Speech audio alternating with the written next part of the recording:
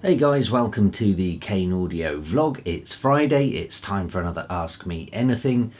Usual rules apply, comment anything you want below this video and I'll get back to you in next week's video answering the comments. Before I move on to last week's video, house admin, is there anything I need to mention?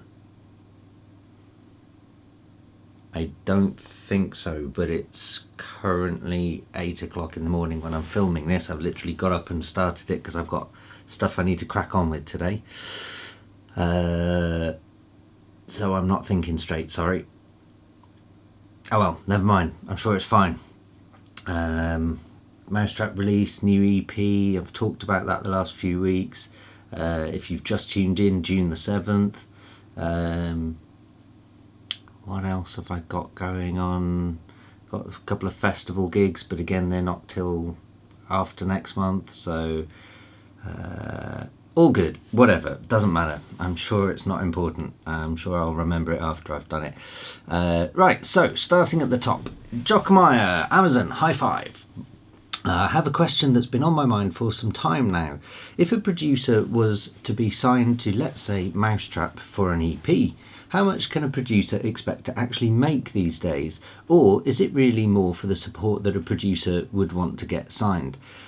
Do you know what? That's a really good question, and I think it's a really important question as well. There seems to be, and I was talking to someone about this recently, I think it was my publisher, there seems to be some sort of myth out there. So there seems to be a lot of producers out there who want you to believe that they're making an absolute fortune from their music and they're hugely successful, blah blah blah blah blah. The truth is, I am aware of a lot of producers who post on Instagram and Facebook and all the social media, you know, the pictures of them traveling around the world and doing these amazing things. And the truth is they're traveling for work for their 9-to-5 job and whatever, and they're getting paid for that rather than DJing, which I think is wholly wrong. So I think that's the first thing I want to make clear. The second thing is that I think a lot of producers out there like that image, and therefore a lot of non-producers seem to just think that that's the case, and if you get signed to a big label you make an absolute fortune. It's not the case. I would say that weirdly making money from music production now is slightly more consistent, even though you probably earn consistently less. When I first got into this music industry, releasing music, I would make much more money from each individual release, but it was completely hit and miss. You know, one release would make a small fortune, or what I felt was a small fortune at that age, and then the next release would make, you know, substantially less. So I'm trying not to give specific figures here because it is completely different for everyone, and this I know is the whole sort of YouTube clickbaity thing of, you know, where YouTubers go, how much money do I make, and then they don't tell you how much money they make. So I'm aware of that, but I'm trying to be as vague as I can be, or as general as I can be. So the long and short of it is, being signed to Mousetrap and releasing one EP on Mousetrap doesn't really mean anything in terms of finances. You're not assuming you don't have a hit record EP, and that's kind of the point as well, is that, you know, there are EPs on Mousetrap that have probably not done very well in the grand scheme of things, and there are some EPs, you know, if you look at Scary Monsters and Nice Sprites or something like that, some EPs on Mousetrap have done incredibly well. In fact, some EPs have launched entire careers.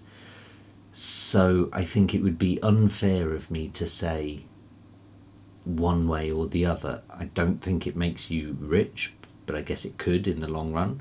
And I don't think it does nothing, but I guess it could in the long run. So it's a tricky one to answer, but I think people need to try and be a bit more realistic with these things, you know. So for me personally, I don't make a huge amount of money from sales through Mousetrap.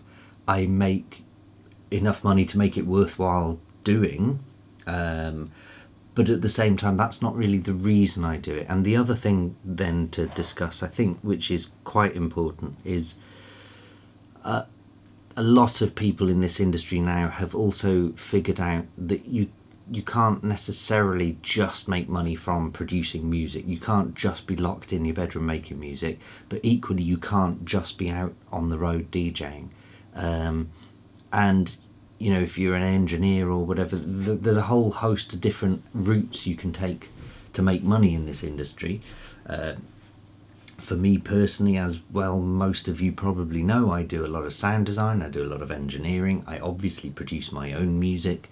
You know, so writing music is a full-time job for me, but as an artist under my own name, I would say I don't earn all of my money through that. And I'm always quite careful to make that clear to people at times, because I don't want to be seen, bringing it back to the beginning of this question, I don't want to be seen as one of those guys who's traveling around the world making fortunes and, you know, giving people false impressions and false hopes, because you know, that's, I think it's the wrong way of doing things. You know, I would love to be driving a Ferrari F12 TDF down the street, but I don't see that happening in my lifetime, or not my own Ferrari anyway. So, you know, I think with being signed to a label like Mousetrap, it's about long-term goals, and I think this is the best advice I can give anyone watching this video, is set yourself long-term goals, not just, oh, I'm going to write a #1 hit and it's going to blow up and I'm going to be a superstar, because that's not a realistic goal. You know, you could write the best track in the world, you could sign to the best label in the world, you could do everything right, but if the people don't buy it and the people don't feel the hype or whatever the thing is, there's a whole host of combinations of luck that are involved with having a hit single or a hit EP or album, and you can't control all of those combinations. You can only control 70% of them, and the other 30% are maybe the most important, that they're not in your control as an artist or a label. So I think it's important that you guys as producers set yourself a realistic goal of, you know, similar to as I've been saying on some of these videos, where my plan is to release an album, and the album I want to be just slightly different to your average EDM album. I want it to incorporate different angles in music. I want it to be something that personally satisfies me, and that's probably the most important bit out of everything. And with that in mind, that's my what I call my end goal. It's not my life end goal, obviously, but that's my big major goal. And then I've got a couple of smaller goals to get to the major. They're the stepping stones. So for example, releasing another EP this year, which is what's out next month. And then hopefully I'm going to have another EP at the end of this year. That's my sort of second stepping stone, and if I get my second stepping stone, then I'm in a much better position to move forward with an album, because things like marketing and whatever, you know, the budgets and stuff are getting less and less these days, even for labels as big as Mousetrap. So it's important that we as artists sort of carve a path that we want to go down, and I think releasing an album, you know, I would say I'm probably very easily forgotten as an artist. I would imagine after, let's say my EP comes out June the 7th on Mousetrap, available Spotify, iTunes, all great record stores. After June the 7th, obviously I'll be promoting it for as long as I can. But let's say come July, August, I would say 99% of people who've heard my EP by that point have probably forgotten about it, and they probably forgot it exists. And then another couple of months later, they probably forgot I existed. That's just a fact of life.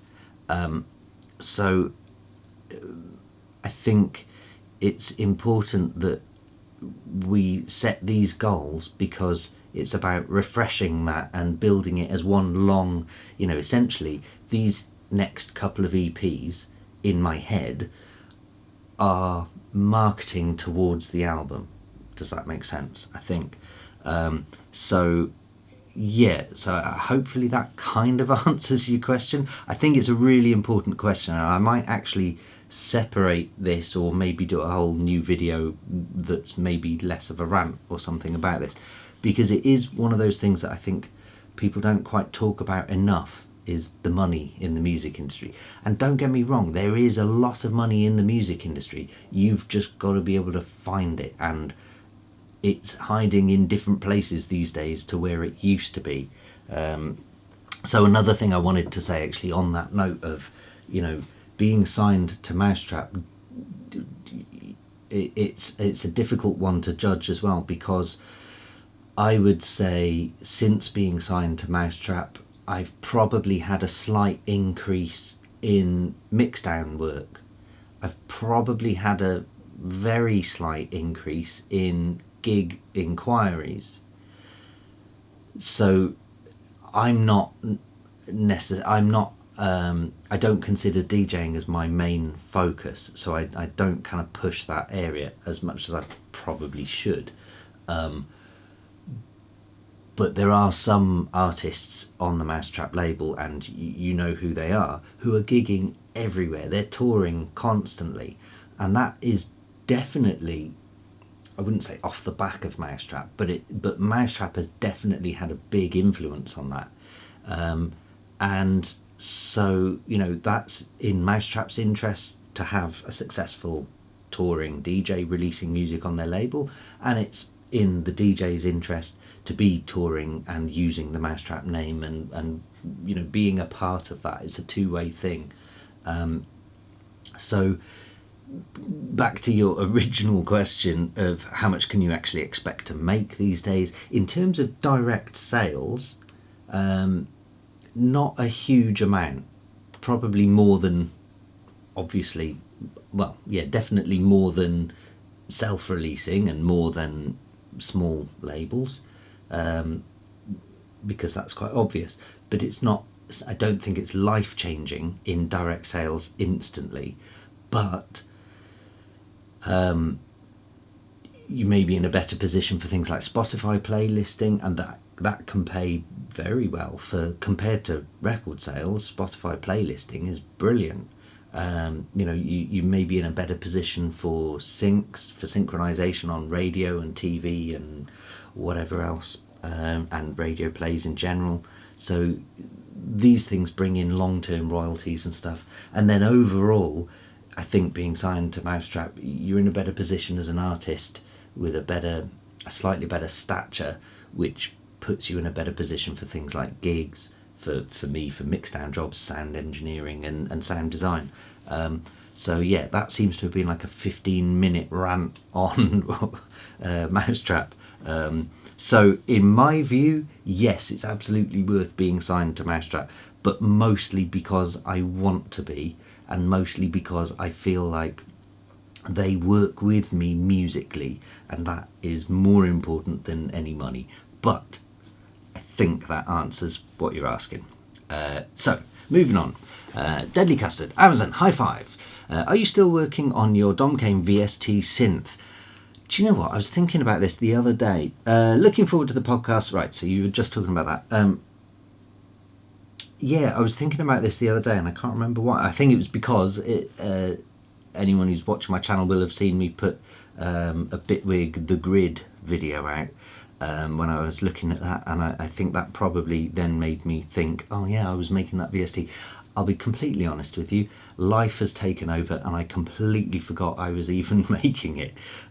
It's still in the pipelines. There are a couple of friends of mine that I've worked with in the past who are involved in similar projects, and we're kind of waiting for things to line up so that we can work together on these things.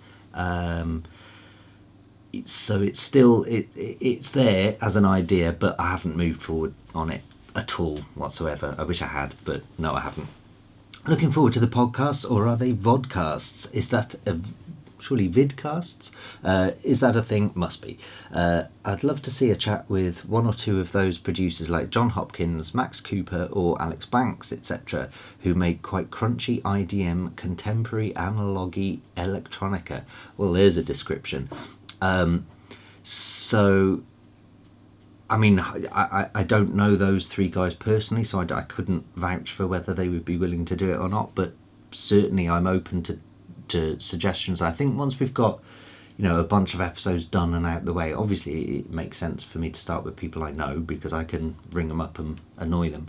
But I think once we've got a bunch out of the way, and I think once we've got some momentum and maybe the viewer levels go up a bit, then hopefully more people will be interested, and that'll be a good thing. One thing I will say though is that I'm trying to look at it as a interesting conversation type thing rather than a interesting music type thing. So I'm actually hoping I'll have some people in there who are maybe not very good producers, or maybe who are not even producers at all. So I want to be taking a slightly different angle. So I'm kind of not looking at who's a good producer, I'll have them and speak to them. I want to be having who's a different producer, or who does things entirely different to anyone else, or who maybe doesn't produce at all but is in a different bit of the industry. Who knows? We'll find out.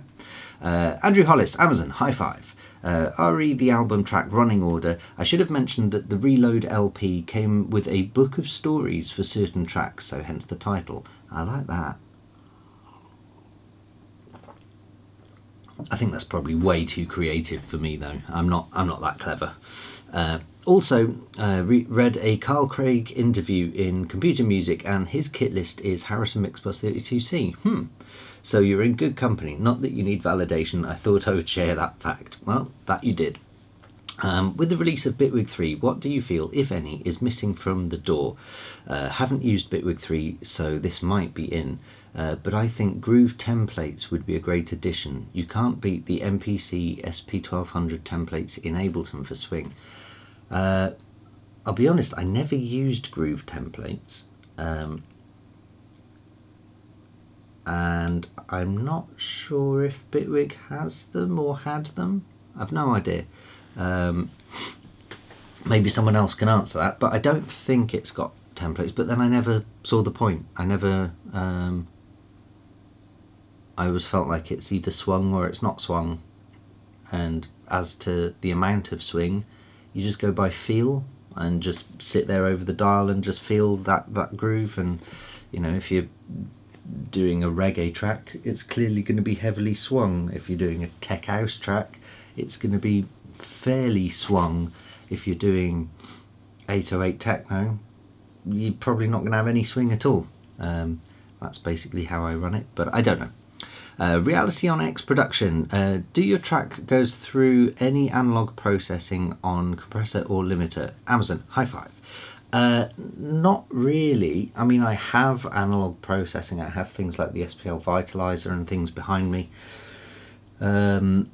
And I've also got some homemade valve preamps that I made. There's a fair bit that I could go through. Sometimes if I want something to be really punchy, then I'll put them through the Elise's 3630s,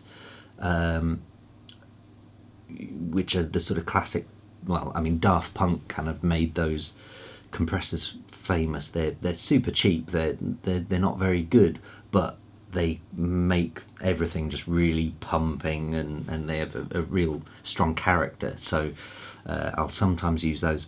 But if I'm honest, 99% of the time, I don't really venture outside of the box these days. I don't feel the need to anymore. I do with synthesizers because I have my Moogs and things like that, and I like the tactile feel of playing notes and chords and sounds, and I like to be able to play with velocities and things like that. But when it comes to outboard gear like compressors and saturators and spatial stuff, and processors, I don't really feel the need to venture outside the box these days, because there are so many great plugins out there that we don't really need all the hardware to do it for us. Yeah, I kind of feel like it's a bit of a dying breed, I suppose. Brendan James, I'm such a huge fan, Dom. Starting off producing now, been a guitarist for years, switching to DAW. You're an inspiration. Well, thank you. High five. And I can see there's a couple of replies. Reality on X Production talking about my Structures album running out, and Psychoschematics. Thank you very much. I'm not going to read those out because I feel like they're me bragging, and I'm not a bragging kind of person. But thank you, Dan C. If I end up buying the LCDX, I will let you know my thoughts. So this is the headphones I was talking about in the last couple of videos. Super expensive, but super amazing apparently. By the way, in my opinion, organising the episodes in seasons would make more sense if they had specific topics. Just my 2 cents. Amazon, high five. Yeah, I kind of agree. I think I'm going to go with like season 1, episode 1, name of person, and then title of show. And I think that's probably going to be easier to run them once a week or once a fortnight. If I do, say, 10 in a go, I'll record 10 beforehand, and then put them out one a fortnight or whatever over 20 weeks, while I can then record 10 more. I think that's probably the best way of doing it, by season, because that way everyone knows when to tune in and everything, and it's probably easier. Maybe I can do the premiere function on YouTube. By the way, I did that on Bitwig, and I don't really understand what it was. I just thought I'd trial it because I did it. But yeah, there we go. I don't know what the point of it is, but hey, it works. Casey Music, hey Dom. So a small label wrote me that they want to sign my track. Hype, definitely. What should I care about in the contract? Is there a common sales share or something? Not that this is going to be that much, but there are certain points I should. But are there certain points I should care about? Have a great week, Amazon. High five. Contracts are always a weird one. They never matter until they matter, and when they matter, oh boy, do they matter. So there are things that you need to be careful of with contracts, and you have to think about. I think the beauty of a good contract is it covers things that you didn't expect, and that's kind of the point. So I'll give you an example. A certain DJ stroke producer that everybody watching this will know the name of did a bunch of remixes and releases, and this is not Deadmau5, by the way, before anyone jumps in with that. He did a bunch of remixes and tracks and stuff and whatever, good solid releases. One of those remixes was owned by a friend of mine who ran a label and had that remix done, and everything was fine. Then, say a year or two later, this DJ shot to fame and fortune, and then this DJ's lawyers had got involved and started trying to get takedowns of all his historical work, because he didn't want people cashing in on his back catalogue. And I remember it happening, and my friend sort of went, oh yeah, fine, not a problem. It hadn't made a huge amount, it wasn't an issue, and he took it down. And then I remember thinking about that, and I've thought about it a lot of times since, where I thought, actually, he should have cashed in on that, because that was a legit remix, and it was a great track as well. But it's all about foresight. So this artist couldn't have possibly known that he was going to shoot to fame and fortune the way that he did. In fact, another example probably is deadmau5, with the label I didn't mention but definitely mentioned the other week, who had some of his old work and they constantly re-release it, and that gets annoying. I've had it myself where I've done a remix or two for a couple of small labels at the beginning of my career, and those tracks still keep coming back to haunt me because I think they sound terrible now. Fast forward nearly 15 years, and those labels are still re-releasing the same shit over and over again just because my name is out there. And every time I release on Mousetrap, you'll see this other label releases my remix again and again and again. Clearly just desperately trying to cash in on everything. And it gets annoying. Now, I haven't approached that label saying, can you take it down? But I probably will at some point. But the point I'm trying to make is that you don't know where your career is going to go. I have a very good friend who is also my lawyer, and she used to look after all of my contracts when it came to these things. And she would always put in a clause that, first of all, they didn't sign my music for life or perpetuity, because nobody should be doing that. And her response was, well, no, 5 years is enough. If you can't make your money back in 5 years as a record label, then you don't deserve to have that music. Simple as that. And if you want it to carry on after 5 years, then you renew another contract for another 5 years. Which, when you think about it, is kind of fair enough. Why should they have the copyright for life? That's not how it should work. Nobody has anything for life. Second of all, she would always put in a clause basically saying that if the artist, i.e. me, I can't remember how it was worded, but it basically said if I shot to superstardom overnight, and I think it was something to do with if I got a top 40 hit in the UK charts or US Billboard, or had a top 10 Beatport or something like that, then I was allowed an option to review the contract or something, to basically have a takedown and replacement or whatever. And the idea is because as an artist, I guarantee everybody watching this video, if you've made it this far into the video, I guarantee every single one of you is a producer, and I guarantee every single one of you who is producing, if you listen to one of your own productions that you made, 6 months ago, you're going to hate it. I guarantee you. Let alone something you wrote 2 years, 3 years, 4 years ago. You're definitely going to hate it. You're going to be ashamed of it, because we all are. So do you really, if you then shoot to fame and fortune, let's say for example you're writing house music, and then you decide, oh, actually I'm going to move to dubstep, and you find dubstep is your thing, and you shoot to fame and fortune, and there's all these old house records by you that people keep releasing, you're going to get annoyed. Or vice versa, if you're making cheesy EDM 1 minute and then you decide, no, I want to do cool underground, your taste matures or whatever, and you start getting into like cool underground melodic techno or whatever, and you shoot to fame in that area, and you become the next, I don't know, Stefan Bodzin or something, and people keep releasing and posting links to your old pop EDM tracks that you did, you're going to get annoyed. So those are the things to look out for in contracts, is the things that you might not expect to happen in the future. I think that's probably the most important bit of a contract. Second to that is your cuts and splits and rates and whatever.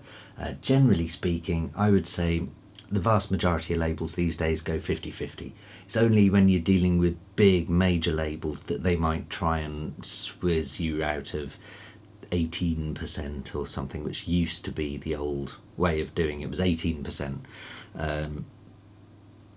But even the big majors don't tend to do that so much these days. The other thing to look out for is don't give a label you're publishing. If you're in the UK, sign up to PRS. If you're in America, sign up to ASCAP.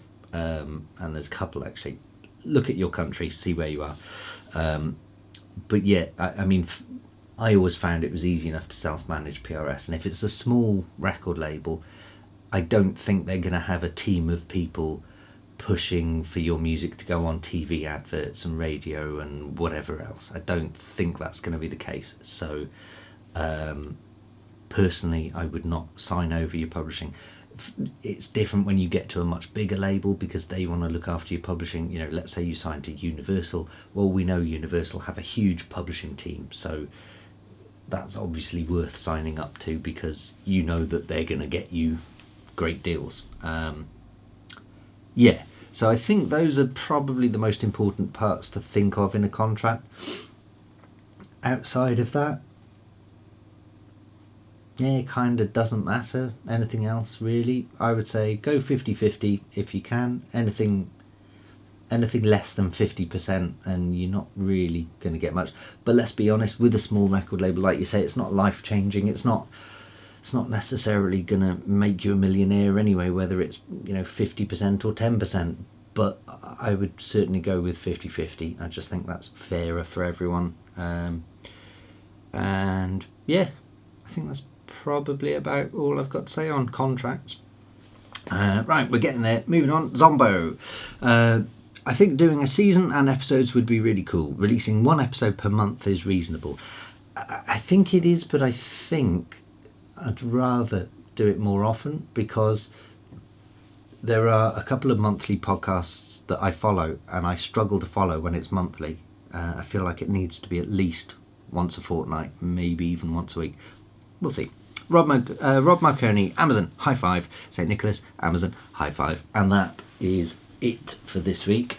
Yeah, I will be back again next Friday. I don't think there's anything else on. No. So thank you very much for listening this far into it. I feel like there's been quite a few rants this week. Once again, keep the questions coming. I do love this. Yeah, if you've made it this far in, then please comment to let me know using the word